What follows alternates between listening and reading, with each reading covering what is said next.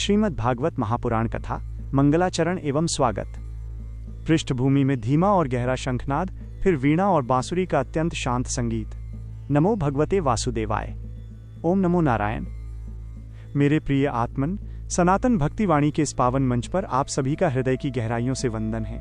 आज बड़े ही सौभाग्य और अनंत जन्मों के पुण्यों का उदय हुआ है कि काल के इस अनवरत प्रवाह में हम और आप श्रीमद् भागवत महापुराण की इस अमृतमयी गंगा के तट पर साथ खड़े हैं। कथा सुनना केवल कानों का विषय नहीं है, ये तो आत्मा का परमात्मा से मिलन का एक भावुक क्षण है। आप सभी भक्तजन जो अपना बहुमूल्य समय निकालकर संसार के शोर को छोड़कर यहाँ आए हैं, आपका यह आगमन सिद्ध करता है कि आपके भीतर भक्ति की वह लौ जल रही है जो साक्षात श्री हरि को भी अपनी ओर खींच लेती है। आप केवल दर्शक नहीं हैं, आप इस ईश्वरीय चर्चा के साक्षी हैं और आपके इस प्रेमपूर्ण जुड़ाव के लिए हम अत्यंत ऋणी और भाव विभोर हैं।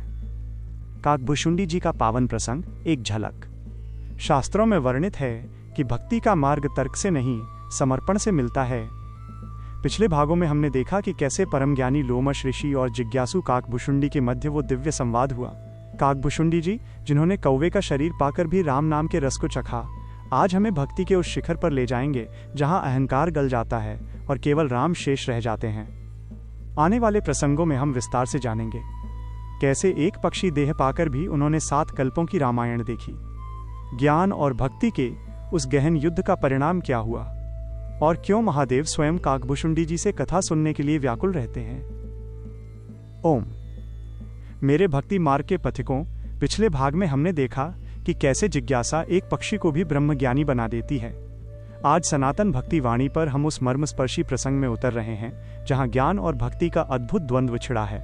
श्रद्धालुओं, शास्त्रों में उल्लेख है कि काकभुशुंडी जी पूर्व जन्म में अयोध्या के एक ब्राह्मण थे, किंतु अहंकार वश उन्होंने अपने ही गुरु का अपमान कर दिया।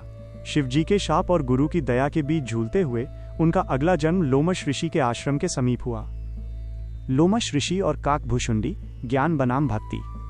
लोमश ऋषि, जो साक्षात ज्ञान के पुंज थे, उन्होंने काकभुशुंडी को अद्वैत ब्रह्म का उपदेश देना प्रारंभ किया। वे निर्गुण, निराकार और अखंड ब्रह्म की बातें कर रहे थे, किंतु काकभुशुंडी का हृदय तो केवल सगुण साकार अपने आराध्य प्रभु श्री राम के चरणों में अटका था। भावुक संवाद। काकभुशुंडी जी ने करबद्ध होकर कहा, तारांकन, हे ऋषिवर, आपका ज्ञान सूर्य के समान देदीप्यमान है, पर मुझे उस सूर्य की ऊष्मा नहीं, मुझे तो मेरे राघव के चरणों की शीतल छाया चाहिए। मुझे वो निराकार ब्रह्म नहीं चाहिए जो दिखाई न दे, मुझे तो वो कोमल श्याम वर्ण वाला बालक चाहिए जो कौशल्या की गोद में खेलता है। ऋषि लोमश को क्रोध आ गया।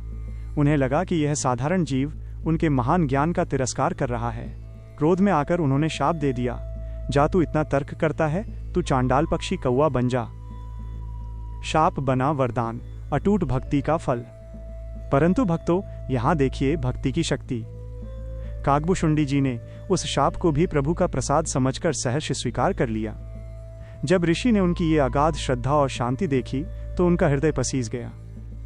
उन्होंने न केवल उन्हें राम मंत्र दिया, बल्कि यह वरदान भी दिया कि इस कौवे की देह में रहते हुए भी उन्हें काल का भय नहीं होगा और वे साक्षात भक्ति के अवतार कहलाएंगे। यही वो क्षण था जब एक पक्षी देवताओं के लिए भी दुर्लभ राम कथा का अधिकारी बन गया। नमो नीलकंठाय। ओम नमः शिवाय। सनातन भक्ति वाणी के अत्यंत प्रिय और भावुक श्रोताओं, आज हम उस अलौकिक रहस्य की चर्चा कर रहे हैं जिसे सुनकर साक्षात काल भी ठहर जाता है। आज का प्रसंग उस क्षण का है जब ज्ञान के अधिपति स्वयं देवाधिदेव महादेव एक पक्षी के रूप में काकभुशुंडी जी के पास कथा श्रवण के लिए पधारे। शास्त्रों में वर्णित है कि जब पक्षीराज गरुड़ के मन में भगवान श्री राम के प्रति मोह उत्पन्न हुआ, तब वे व्याकुल होकर ब्रह्मा जी और फिर महादेव के पास पहुंचे। शिव जी ने मुस्कुराकर कहा, तारांकन, हे खगराज, तुम्हारा ये संशय अत्यंत गहरा है और इसका समाधान वही कर सकता है जिसने युगों युगों तक प्रभु की अनन्य भक्ति की हो। तुम नील पर्वत पर जाओ, वहां परम ज्ञानी काकभुशुंडी जी निवास करते हैं। महादेव और काकभुशुंडी का मिलन। भक्तों, कल्पना कीजिए उस दृश्य की।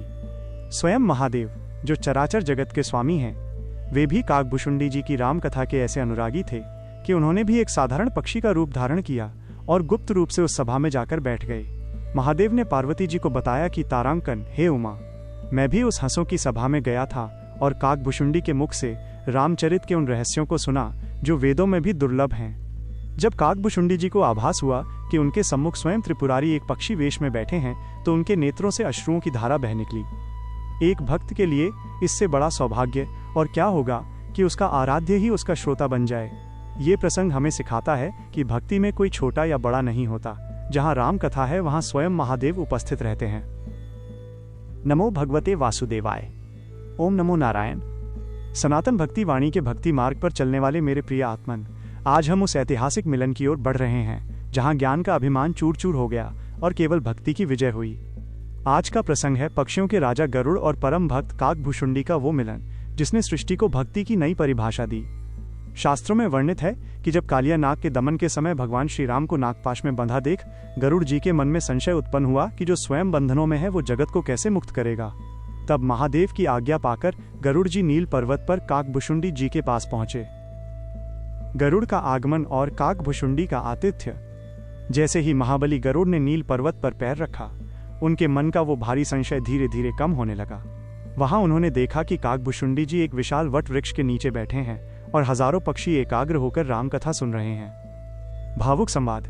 जब गरुड़ जी ने अत्यंत दीन भाव से काकभुशुंडी जी के चरणों में मस्तक झुकाया तो काकभुशुंडी जी ने उन्हें गले से लगा लिया। उन्होंने कहा, तारांकन, हे खगराज, आप तो साक्षात भगवान के वाहन हैं, फिर भी आप मुझ जैसे साधारण पक्षी के पास आए हैं, ये आपकी महानता है। गरुड़ जी की आंखों में आंसू थे। उन्होंने धीरे से कहा, तात, मोह ने मुझे अंधा कर दिया था, मुझे उस राम तत्व का बोध कराइए जिसने आपको काल से भी मुक्त कर दिया है। भक्तों, यहीं से प्रारंभ हुआ वो संवाद जिसे काकभुशुंडी रामायण कहा जाता है। काकभुशुंडी जी ने गरुड़ जी को समझाया कि प्रभु की लीला केवल तर्क से नहीं बल्कि पूर्ण समर्पण से समझी जा सकती है। उन्होंने बताया कि राम स्वयं ब्रह्म हैं और यह नागपाश तो केवल उनकी एक लीला थी ताकि गरुड़ का अभिमान दूर हो सके। भगवते वासुदेवाय। ओम नमः शिवाय। सनातन भक्ति वाणी के परम प्रिय और निष्ठावान श्रोताओं, आज हम उस मर्मस्पर्शी प्रसंग में प्रवेश कर रहे हैं जहां अहंकार का पतन और क्षमा की विजय होती है। आज का प्रसंग है काकभुशुंडी जी का वो पूर्व जन्म जब वे अयोध्या के एक सामान्य मनुष्य थे, किंतु अहंकारवश उन्होंने अपने ही परम हितैषी गुरु का अपमान कर दिया। शास्त्रों में वर्णित है कि काकभुशुंडी जी अपने पिछले जन्म में एक शूद्र के रूप में अयोध्या में निवास करते थे। वे शिव जी के अनन्य भक्त थे, किंतु उनके भीतर एक दोष था, वे श्री हरि विष्णु और उनके भक्तों से द्वेष करते थे।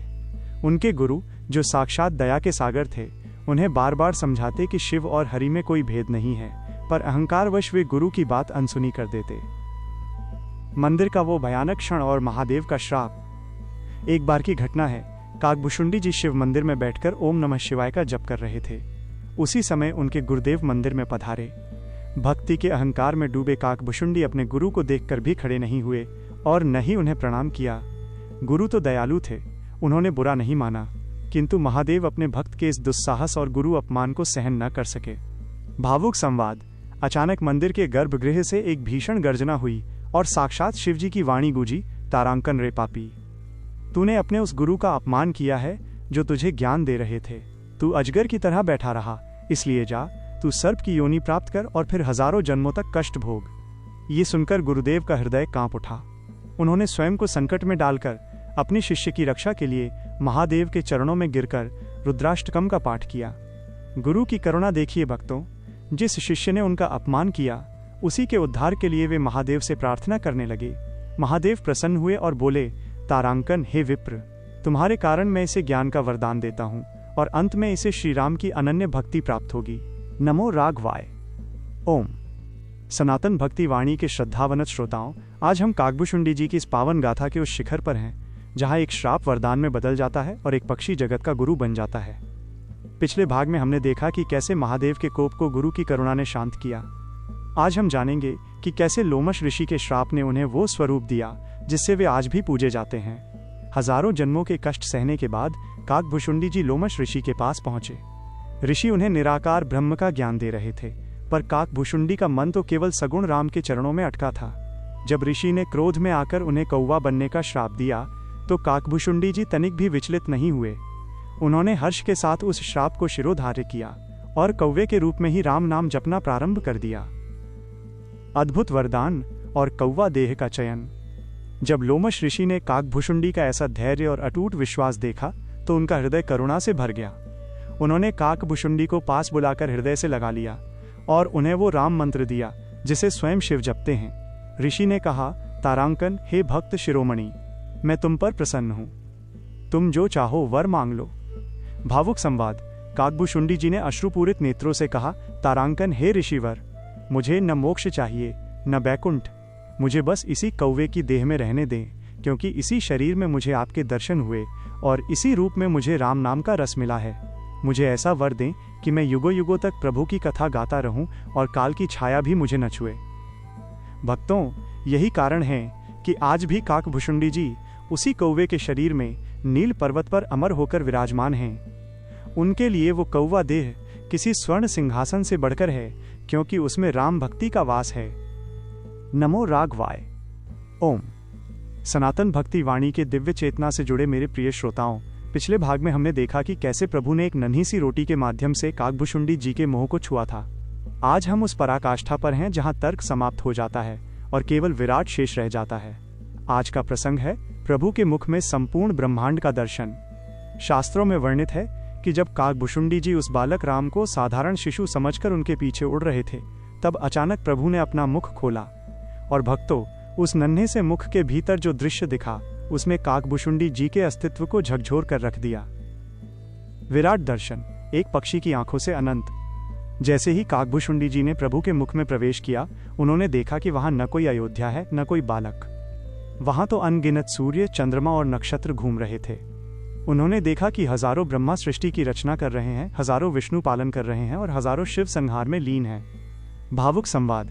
काकभूषुंडी जी ने देखा कि हर ब्रह्मांड में एक अयोध्या है, हर अयोध्या में एक सरयू है और हर सरयू के तट पर वही बालक राम खेल रहे हैं। वे जिस भी लोक में जाते, प्रभु वहीं मुस्कुराते हुए मिलते। काकभूषुंडी जी भयभीत होकर कांपने लगे। उन्हें समझ आ गया कि जिस बालक को वे साधारण समझ रहे थे, वे ही चराचर जगत के स्वामी हैं। वे व्याकुल होकर स्तुति करने लगे, तारांकन, हे त्रैलोक्य स्वामी, मुझे क्षमा करें। आपके इस विराट रूप को देख मेरा ज्ञान लुप्त हो गया है। मुझे वापस अपनी उसी शरण में ले लीजिए जहां मैं आपका दास बनकर रह सकूं। प्रभु मुस्कुराए और क्षण भर में वो सारा ब्रह्मांड ओझल हो गया। काकभूषुंडी जी पुनः अयोध्या के उसी आंगन में एक कौवे के रूप में खड़े थे और बालक राम मधुर मुस्कान बिखेर रहे थे। नमो राघवाय। ओम। सनातन भक्ति वाणी के ज्ञान पिपासु और परम प्रिय श्रोताओं, आज हम काकभूषुंडी जी की इस महान गाथा के उस अंतिम और निर्णायक चरण में हैं, जहां समस्त जिज्ञासाएं शांत हो जाती हैं और केवल परम सत्य शेष रह जाता है। अब तक हमने उनके जन्मों, श्राप और प्रभु की विराट लीला को देखा। अब समय है उस अमृत तत्व को जानने का जो उन्होंने गरुड़ जी के माध्यम से हम सभी कलयुगी जीवों के लिए छोड़ा है। शास्त्रों के अनुसार जब गरुड़ जी का मोह पूर्णतः भंग हो गया, तब काकभूषुंडी जी ने उन्हें कलयुग के उस रहस्य के बारे में बताया जो आज के समय में हमारे लिए सबसे बड़ा संबल है। कलयुग महिमा, केवल नाम आधारा। काकभूषुंडी जी ने कहा, तारांकन, हे पक्षीराज, कलयुग पापों का घर है। इसमें न कठिन तप संभव है, न बड़े बड़े यज्ञ। लोग काम, क्रोध और लोभ में डूबे होंगे, किंतु इस घोर अंधकार में एक प्रकाश की किरण है, राम नाम। भावुक संवाद। उन्होंने विस्तार से समझाया कि जो फल सतयुग में हजारों वर्षों की समाधि से मिलता था, त्रेता में यज्ञों से और द्वापर में पूजन से मिलता था, वो फल कलयुग में केवल श्रद्धा पूर्वक भगवान का नाम लेने मात्र से प्राप्त हो जाएगा। काकभूषुंडी जी की वाणी में एक विशेष चमक थी जब उन्होंने कहा, तारांकन, कलयुग सम जुग आन नहीं जे नर कर विश्वास। गाई राम गुण गण बिमल, भव तर बिनहि प्रयास। अर्थात यदि मनुष्य विश्वास करे तो बिना किसी कठिन प्रयास के केवल हरिगुण गाकर इस भवसागर को पार कर सकता है। यही वो अंतिम उपदेश था जिसने गरुड़ जी के हृदय को पूर्ण शांति दी। काकभूषुंडी जी आज भी नील पर्वत पर अमर रहकर इसी नाम महिमा का गान कर रहे हैं और उनके शब्द आज हमारे कानों में गूंज रहे हैं कि मार्ग कठिन नहीं है, बस हाथ बढ़ाकर प्रभु का पल्ला थामने की देर है। सनातन प्रेमियों से अंतिम और भावपूर्ण निवेदन। मेरे आत्मन, काकभूषुंडी जी की ये संपूर्ण यात्रा हमें केवल एक ही बात सिखाती है, समर्पण। यदि सनातन भक्ति वाणी के इस अध्याय ने आपके जीवन में भक्ति की एक भी बूंद टपकाई है, तो इस ईश्वरीय कार्य को आगे बढ़ाने और हमसे जुड़े रहने के लिए चैनल को सब्सक्राइब अवश्य करें। इस पावन समापन को लाइक करें और अपने हर प्रियजन के साथ शेयर करें, ताकि कलयुग की इस मार में हर किसी को नाम संकीर्तन का सहारा मिल सके। कमेंट में जय श्री राम और ओम नमो नारायण लिखकर इस कथा को अपने हृदय में स्थापित करें। आपकी प्रतिक्रिया ही हमारा सबसे बड़ा आशीर्वाद है। आगामी विषय की एक झलक। काकभूषुंडी प्रसंग के इस पावन समापन के बाद अब हम प्रवेश करेंगे शास्त्रों के एक और अद्भुत अध्याय में, श्रीमद् भागवत के वे 5 रत्न जिन्होंने राजा परीक्षित को मृत्यु के भय से मुक्त कर दिया था। क्या थे वे उपदेश? जानने के लिए अगले भाग की प्रतीक्षा करें।